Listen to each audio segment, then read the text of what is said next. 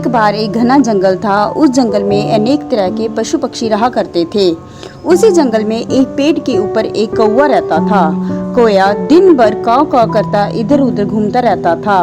उसी पेड़ के नीचे एक महात्मा जी रहते थे।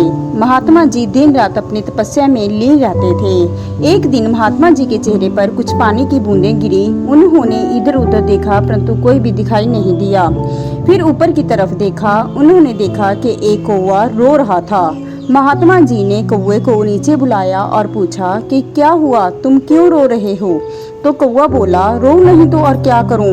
भगवान ने इतने सारे पशु पक्षियों को बनाया, सबको अच्छा रंग रूप दिया, सिर्फ मुझे ही काला रंग क्यों दे दिया? काला रंग भी कोई रंग होता है भला?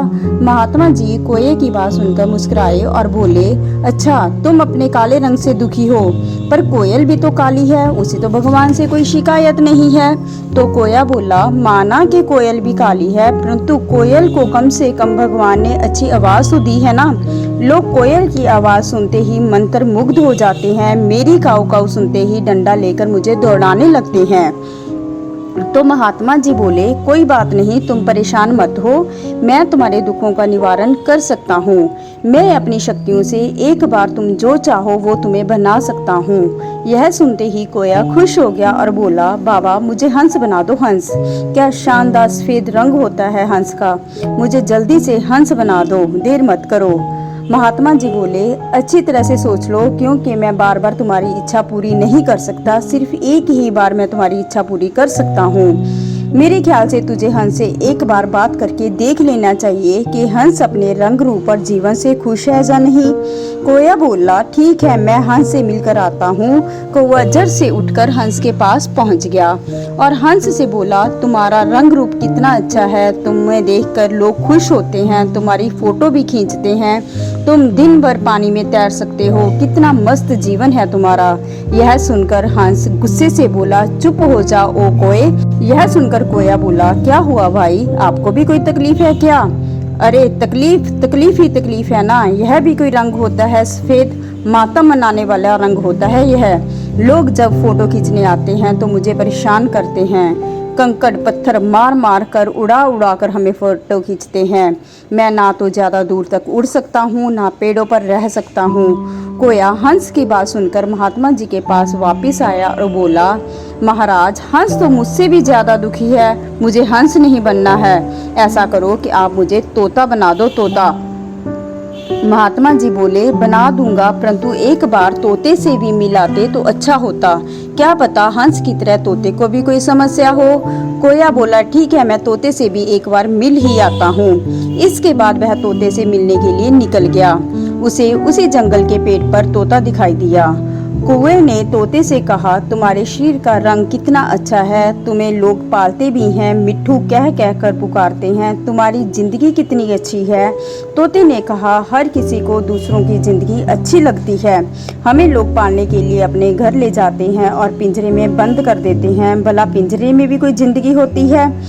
हम तो अपनी ऐसी जिंदगी से तंग आ चुके हैं। तोते की यह बात सुनकर कोया फिर उस महात्मा जी के पास आ गया और बोला, बाबा तोतों की जिंदगी तो हमसे भी बदतर है। तो महात्मा जी ने कहा, तो तुम क्या बनना चाहते हो? तो कौवा बोला, बाबा आप मुझे बस मोर बना दीजिए।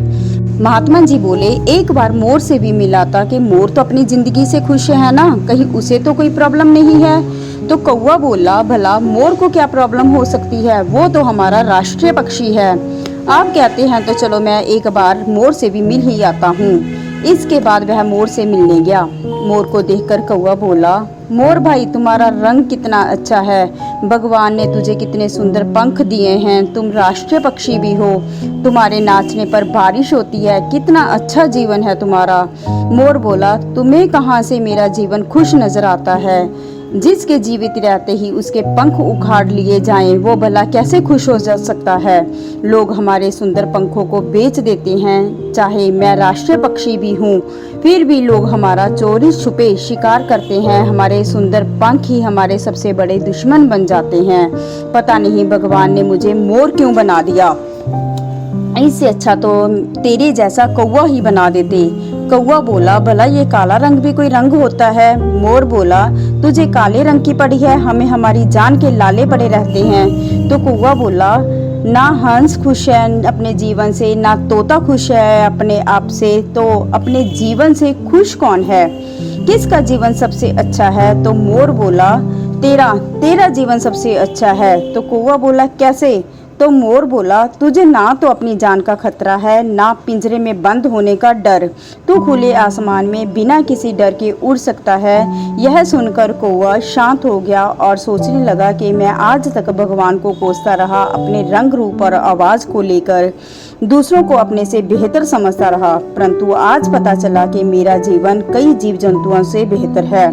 कौवा महात्मा जी के पास पहुंचा और उन्हें सारी बात बताई और कहा कि मैं आज के बाद अपने जीवन की तुलना किसी दूसरे से कभी नहीं करूंगा। ईश्वर ने जैसा मुझे बनाया है मैं सर्वश्रेष्ठ हूँ। सो दोस्तों, हम भी अपने आप को दूसरों से कंपेयर करते हैं। हमें दूसरों का जीवन अपने से ज़्यादा सुखदायी लगता है, परंतु ऐसा बिल्कुल भी नहीं है।